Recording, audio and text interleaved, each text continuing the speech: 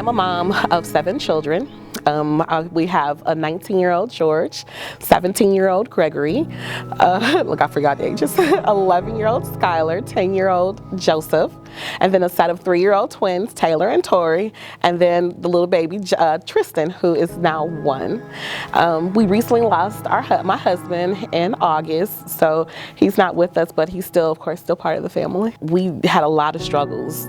He was addicted to crack cocaine. Someone who has a crack addiction is looked at as the lowest of the world, and so it caused me to suffer in silence because it was embarrassing when I would talk to my friends. And I don't have any family here in St. Louis. All of my family lives in Milwaukee, and I just was shameful. I didn't want to tell my family about what I was going through. We quietly dealt with issues that came our way. He had just kind of turned things around. He would been working. He'd been working at Louisa. He had just got his job there. He was paying bills. He was doing everything. And then he kind of disappeared. Even though our relationship was strained, I think that the disappointment and just all the years kind of weighed on him to the point where he took his life. Well, I remember vividly just telling God, I need him. I can't do this without him. I didn't see God moving, but he opened up doors that I didn't even see coming. God gave me so many wonderful people, like the people of St. Vincent de Paul, to help us and to get us through. And it's so amazing that I know it was God, because I had no answers. I didn't know how I would get beyond things. When Joseph died, I was in financial despair. Everything was being disconnected. The week that he died, after the funeral, then almost 2 days later, my car was repossessed.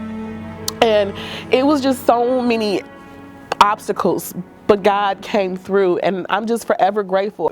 When my car was repossessed, I was like, okay, we'll figure this out. You know, as much as I wanted to break down and cry, I was like, no, we're gonna figure this out. Something's gonna happen. When the tow truck drove off, the first thing I did was went in my room and prayed. My needs at the time were a lot for food. Having a big family, 7 children and myself, and already trying to catch up on bills, we struggled a lot with food because I kind of fall in this category where I don't qualify for food stamps, and they just feel like I make more money. But when you spread it out over 7 children and, you know, another adult, it's just not as great as it looks on paper. Talking to her and going to, you know, a home visit, she became a friend. And you didn't help her because you worked for St. Vincent de Paul. You helped her because you wanted to be a good friend to her, and you wanted her to rise up. The experience that I had with St. Vincent de Paul was the first experience. It was like having some angels come see about you. They weren't judgmental.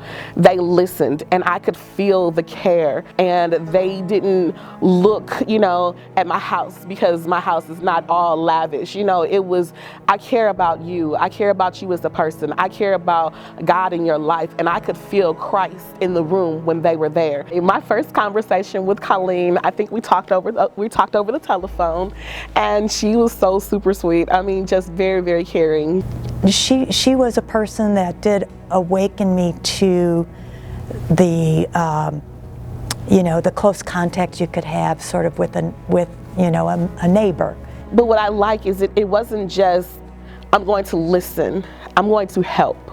I'm going to help get you through this, and not just leave you to figure it out. And that is phenomenal, because so often you get connected with organizations and there's more sympathy than there is actual help. The fact that you went over and beyond, I am just forever eternally grateful. I'm not poverty level, but I'm definitely not rich.